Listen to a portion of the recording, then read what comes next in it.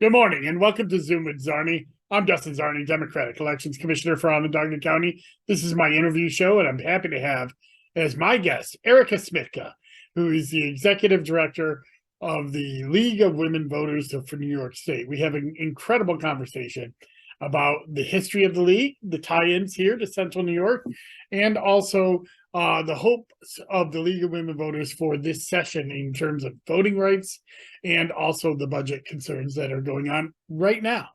We are still waiting the final budget that probably won't happen until later in April, and so negotiations are well underway between the three parties, the Senate, the Assembly, and the governor, on how that budget is going to affect all of New Yorkers and all the different programs, but most especially for me, county boards of elections, because there's different levels of funding that are in there, and we're hopeful to see that some dedicated funding coming to the county boards this year to get ready for the 2024 presidential election. Earlier this week, we had our March village elections, and we had winners in Fayetteville and Manlius. It looks like there are no close enough races to warrant a hand count at this point. So it looks like pretty definitive. We'll be able to certify those elections tomorrow and put the final results up on our website. We did put them up on our Facebook and Twitter accounts. But hopefully we'll be able to wrap that up and start working on the June primary. But before we do that, we have to train election inspectors and announce polling places. And all of those things are going to be coming up in the next few weeks. So stay tuned to my Commissioner in the Cars, where I talk about these things a little bit more in detail. But for now, I want to get right to my interview with Erica Smitka of the League of Women Voters of New York State. Enjoy.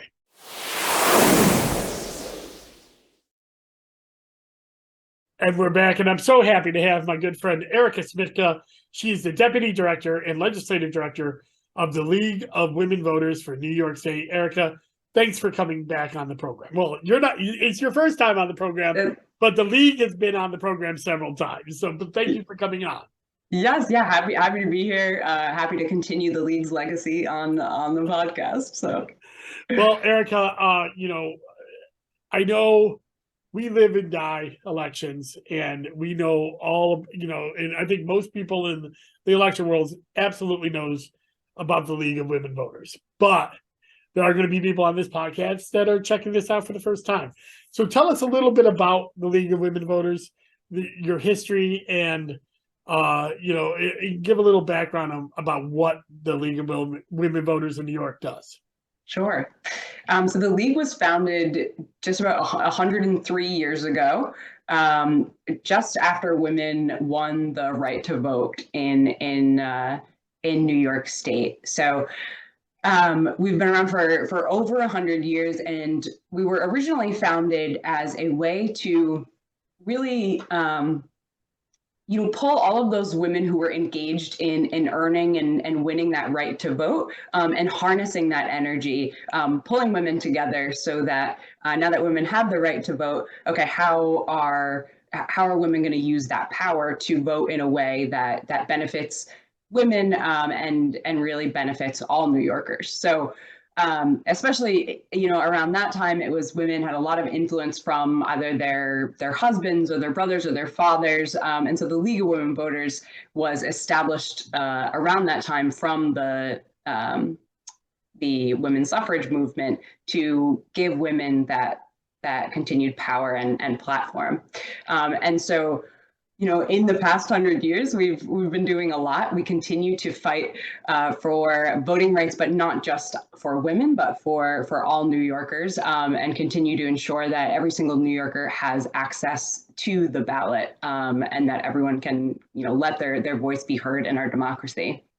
But in addition to election work and voting rights work, we do a lot of other things. So we, for many decades, have played a role in women's rights as it relates to whether it be fair pay or access to healthcare. We have played a role in a number of different large environmental pieces of legislation over the years. We have a recently created criminal justice group. So you will definitely see us out there kind of pounding the pavement, registering voters and talking about voting rights, but you may also see us at a rally for Clean Slate, for example. So That's great. And for those of you who are watching this and don't know, the League of Women Voters has chapters in just about every county in New York. And in Central New York, the Onondaga County Central New York chapter is very active. I'm going to put a link in the show notes to your website where you can find your local chapters there. So if you're interested, please get out there. And of course, those of you who don't know, Central New York has a major role in the women's suffrage movement. And right here in our own backyard in Onondaga County, the Matilda Jocelyn Gage Center is in Fayetteville. She was one of the founders of the women's suffrage unit, along with Elizabeth Elizabeth Stanton and Deborah. Who's the third one? The other two from Seneca Falls. There was the one who's on the coin. I can't believe I'm forgetting. Susan B. Anthony. How am I forgetting that? But those two were from Seneca, but the third pioneer was here, in Central New York in Onondaga County. And so check out the Matilda Jocelyn Gage Center in Fayetteville. Erica, you're the deputy director and the legislative director. So what do you do for the league, and how did you get involved? Yeah, that's a great question. I want to real quick jump back and thank you for talking about kind of the wide reach of the league. Something I absolutely should have mentioned. We have 43 local leagues across New York State with thousands of members statewide. And across the nation, we're a US-wide organization. We actually have a Hong Kong chapter, so you can call us an international organization, and got thousands of members across the US as well. But how did I get involved with the league? I have a background my background is primarily in campaigning. It's in the campaign world. It's in politics. It's in kind of the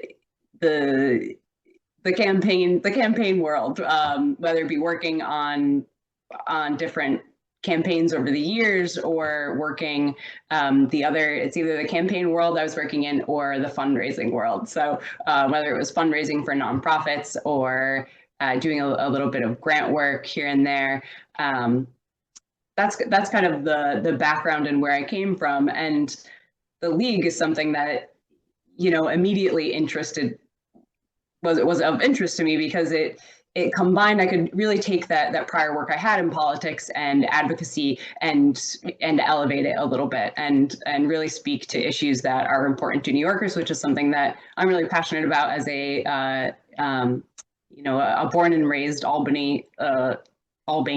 I don't know if that's what you call us, but who knows?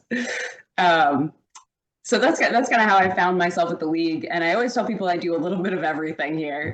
You'll primarily see me working on legislative issues, working on advocacy issues, especially around this time. We're talking budget, we're talking, we're in the legislative session, but, also talking and working with local leagues to ensure that they are really the backbone of what we do and our boots on the ground in so many ways. So really just ensuring our local leagues have the support they need to continue to do the great work that they do.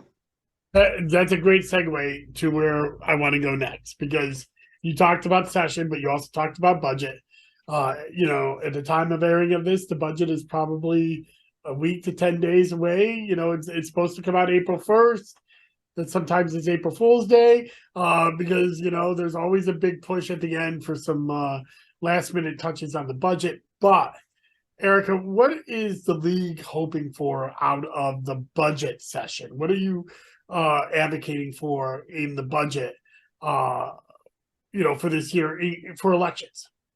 Yeah, well, one of the main things that we're advocating for is really echoing something that you, Dustin, have called for, and the New York State Election Commissioners Association has called for, the Democratic Caucus, which is more support for local boards of elections. We'd really like to see a direct line of funding to fund local boards so that you all can do the work you do and implement so many of the fantastic changes that New York State has made to election law over the past few years. But you all need the funding to exist for you to be able to implement those things, right?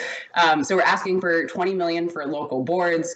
We're also asking for continued support for automatic voter registration that was included in the budget. We want to make sure it's in the final budget because that process has to continue to move forward so that it's a lot easier for New Yorkers to get registered to vote. We're asking for $5 million to support the John R. Lewis voting rights database and the implementation of that, which was a historic win last year, but we kind of need this database piece to ensure that it's implemented and implemented effectively. And one of the other things we're really hoping to see is full support and funding for public campaign finance, which is, New York State has a new program. It's a historic program, and really one of the first to address the role of large big donors and wealthy influencers in our politics. So we're hoping to see full support for that program as well. But as you said, the budget's wrapping up. So well, and I'm glad you're. Obviously we share a lot of goals when it comes to funding, but it's important to remind people that almost every other, the vast majority of other states have direct funding of some form for their local county boards. New York is one of only a little bit over a dozen states that don't have direct funding. And that's important because, you have a wide disparity of funding when it comes from county to county. And, and that creates the reason you want a baseline funding or some kind of aid, I've likened it to school aid. It's, I know that's a touchy subject because it's never quite gotten right. Yeah. But school aid, we do provide school aid in New York, so underserved schools will have the resources to give the basic necessities. We should think about that for elections boards as well. And, that may not come this year. Right now we're looking for funding for this year and to go into next, but that is definitely a long-term conversation that we need to have. Absolutely. Yeah. And, unfortunately, as you probably know better than anyone, elections are often the last kind of item on the list when it comes to where counties decide where they're putting some of their funds. But, one of the most important places where we should direct our funds because, that's how our democracy works and works effectively. So I agree. So as we wrap up, the budget season, then people don't realize that, there's still 2 months of session left after that. And that is when, most of the election laws tend to get passed. It's in the last few days. We had this brief moment of sanity in 2019 where we passed a whole bunch of election laws in both chambers in the first week and got more time to implement it throughout the year. But since then, it's been the Senate passing bills early, and then the Assembly deciding which ones they want to take, and then both of them passing new bills in April and May, and going into June. So what are some of the things that you're hoping for non-budget wise for the legislature to address? Yeah, I mean, I think you really hit the nail on the head because that's exactly what we've seen again this year. We've seen the Senate pass a package of election reform bills right up front, and we're now kind of waiting on the Assembly to see what they're going to do next. So some of the things that the League would love to see post-budget, we'd love to see some legislation that would codify voting in jails and access to voting for those who are in jail. We'd like to see the implementation of the recently passed 10-day voter registration bill. We want to make sure that we see the implementation piece passed this session. We are going to be looking out for that New York VRA database bill if it's not passed.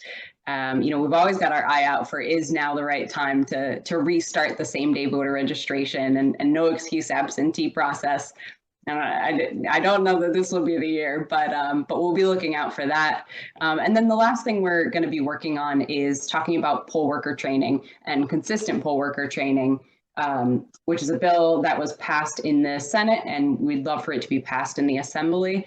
And then the final thing would be looking to and looking for more support for voter outreach and media campaigns for local boards of elections and for groups, so that voters are aware of exactly where they need to vote and how they need to vote. So that's something we're pushing for in the budget. But if we don't see it there, we're going to be looking at alternative pieces of legislation afterwards. So let's kind of nail down on some of these things, because I think it's a great list, and it's a list I share.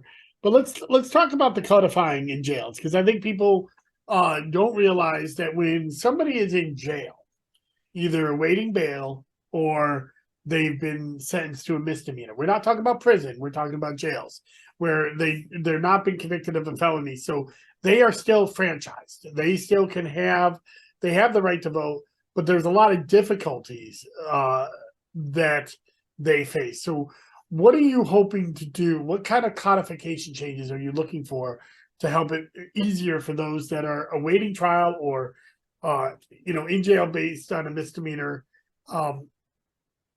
conviction but not a felony? What are you hoping? What does New York State need to do to make sure those people are franchised?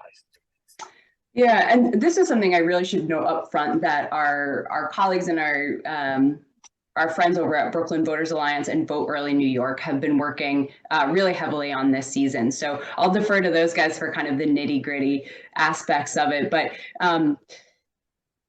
by and large across New York State, the process just is not the same for those who are in jail when it comes to voting. And ultimately what we've found is that a lot of it comes down to the sheriff in that county. And if the sheriff will allow voting rights organizations, voter registration groups to come in and to provide some of this education, to provide absentee ballot applications, and to really ensure that the process is there. But so much of it is subjective, really, based on if the sheriff is going to allow groups to come in and ensure that people can vote. So one of the things that the League has been working on this year actually is a study across New York State, reaching out to sheriffs and working with our local leagues across the state to take a look at, what does the process of voting look like in jails in each and every county, and where are counties that we could kind of use as a model perhaps for other counties, and where are counties where, we just really don't see that access there at all. So that's something that is currently in progress. But ultimately, a piece of legislation that would kind of codify this would make voting and access to voting, it would kind of follow similar structures that New York State already has in place, such as how someone may vote in a nursing home, for example. There are structures and laws that are already in place to make that process easy and to make it pretty straightforward. And as I understand it, the proposed not yet proposed, but a potentially proposed piece of legislation would follow that exact same model. So we're not reinventing the wheel. We're just expanding access to people who should already have access to the ballot and to be able to vote. Yeah, and I think a lot of that can also be educational, by the sheriff, that we've made it very easy to apply for an absentee ballot online now. And no matter where people have their home residence, they can have their absentee ballot delivered to the jail via U.S. mail and return it via U.S. mail for free. Now, another new piece of legislation that was passed.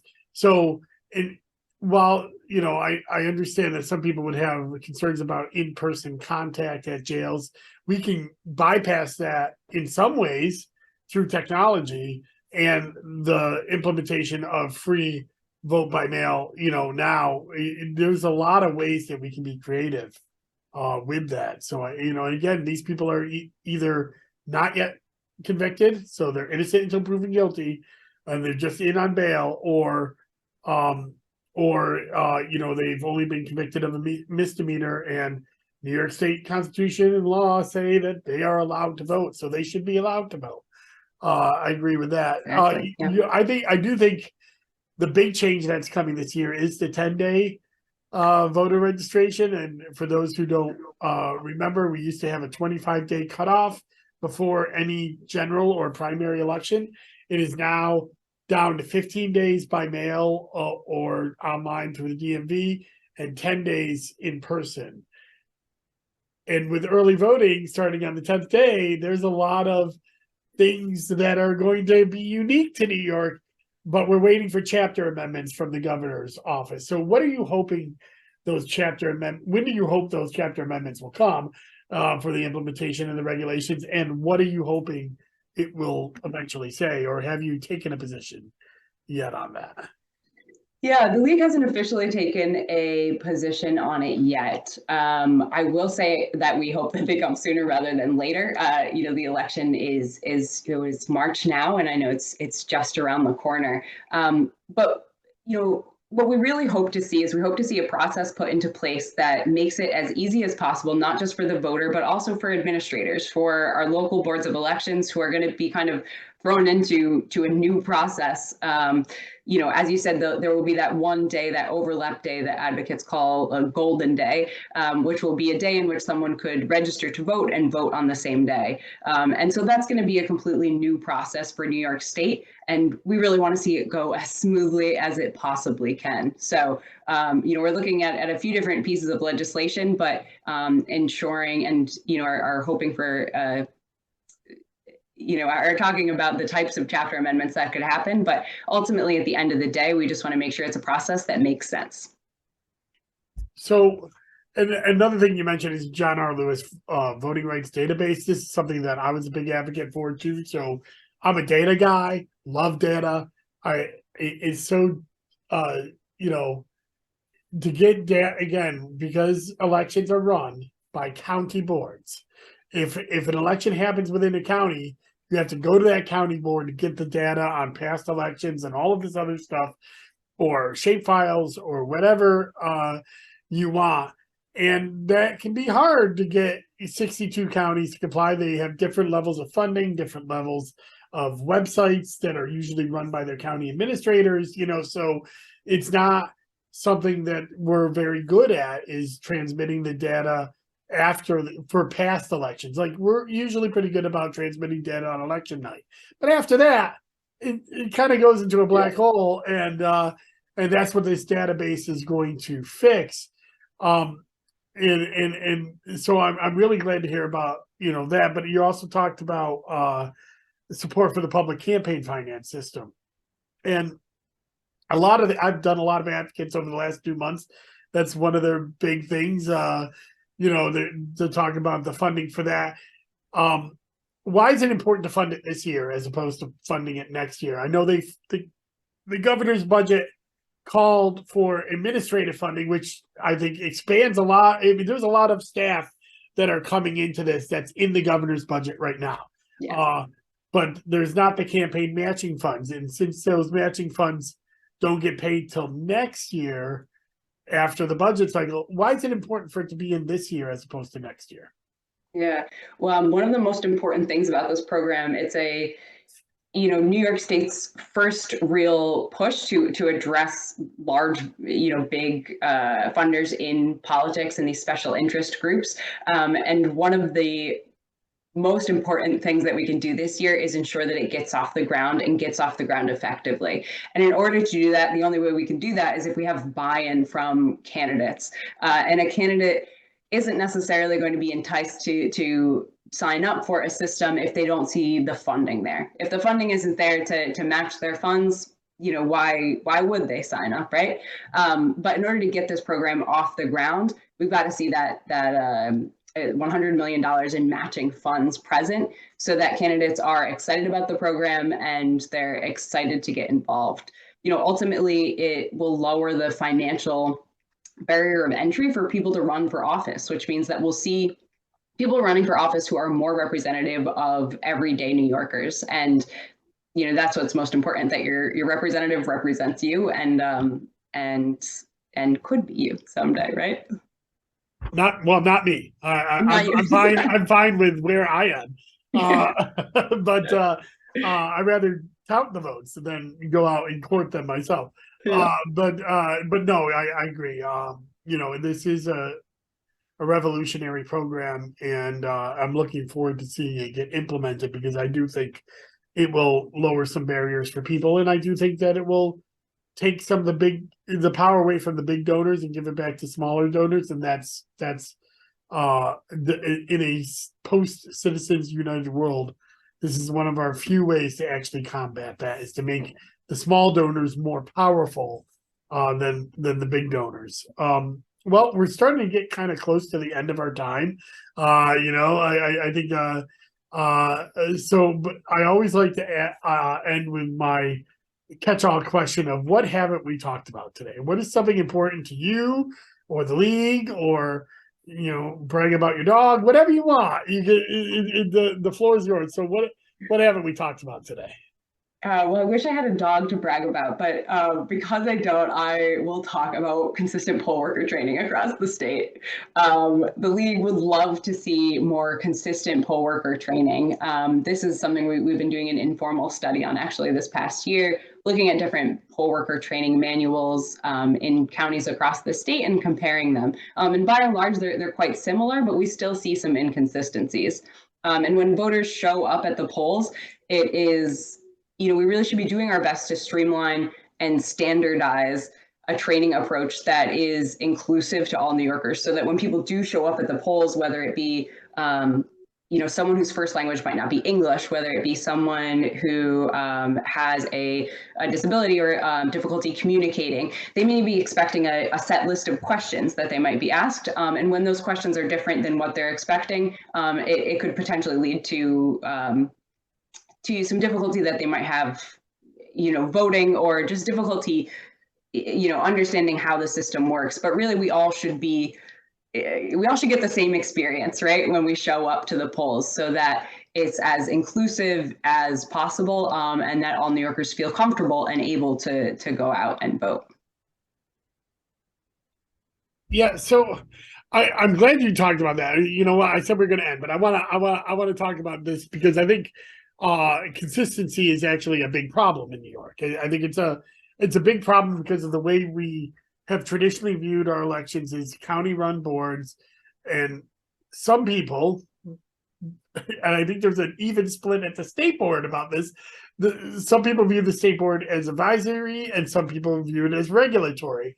And if it was more regulatory, I think we'd have more consistency, because they could lay down edicts. And I also think, and this is a conversation for maybe a year down the line, or maybe some other, we all have different technology at the different boards, different voter registration systems, different precinct scanners, different poll books. And that leads our training to be different for poll workers as well, because they got to more and more, they're dealing with technology, and the unique technology. There are just different functions, based on the different vendors.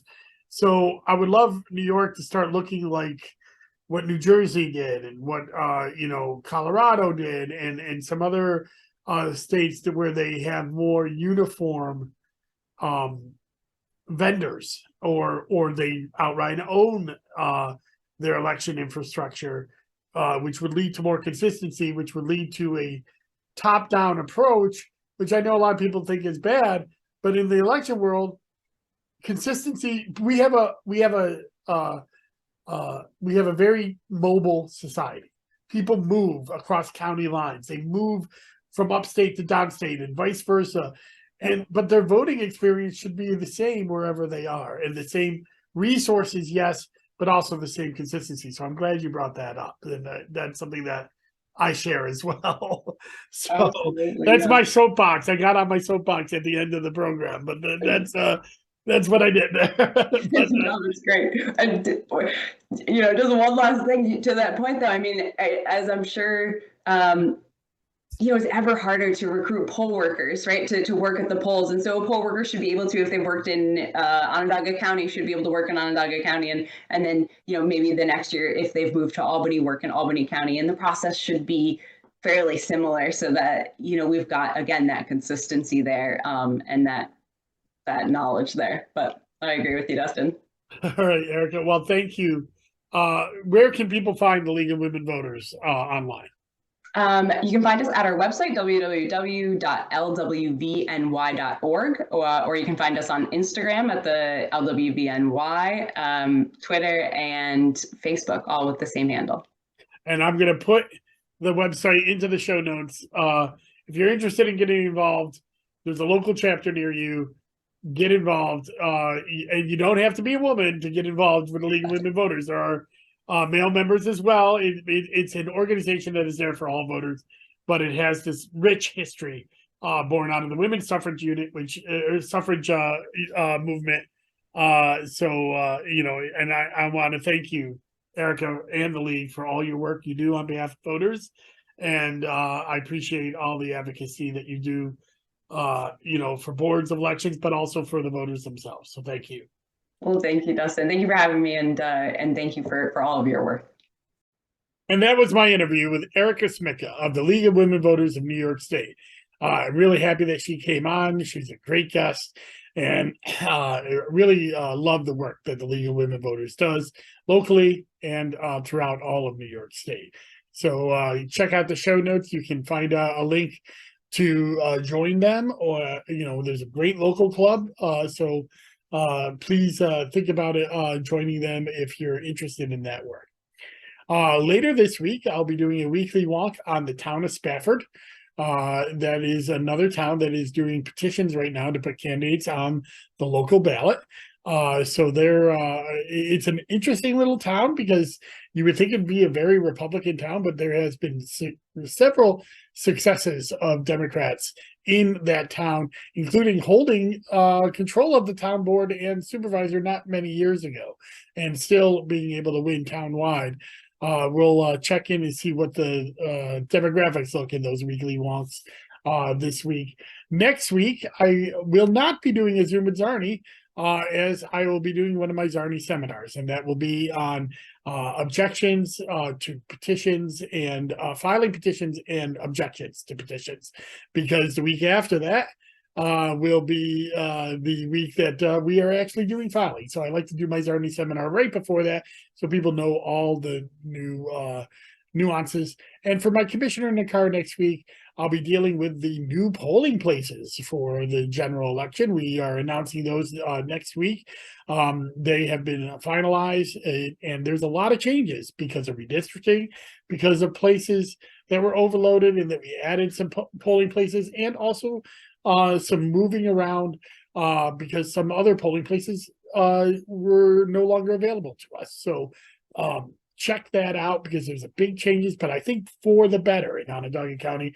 We've been able to spread this out. We still have the same number of polling places because we added some, took some away, but I think they're better planned out, and they're all done to avoid lines, especially next year in 2024. So check that out. My commissioner in car, I'll be talking about these polling places pretty much all year because of all the changes. So my commissioner in car will be dedicated towards that this year, next week. All right. Remember to go to DustinZarny.com. You can subscribe, get email notifications whenever I upload election news or content. I've been putting up a lot of our memorandums of support for the Democratic caucus for various election bills. So if you want to be, on top of that, and with the bills that you might want to talk to your own assembly and senators about supporting, check out DustinZarny.com. That's a new feature I'm putting up. And remember, I pay for that all myself. I never take ad money. I never will have a subscription. It's all part of my public outreach as elections commissioner in Onondaga County, and my chairmanship of the New York State Democratic Caucus of Commissioners. Thank you again, and enjoy your day.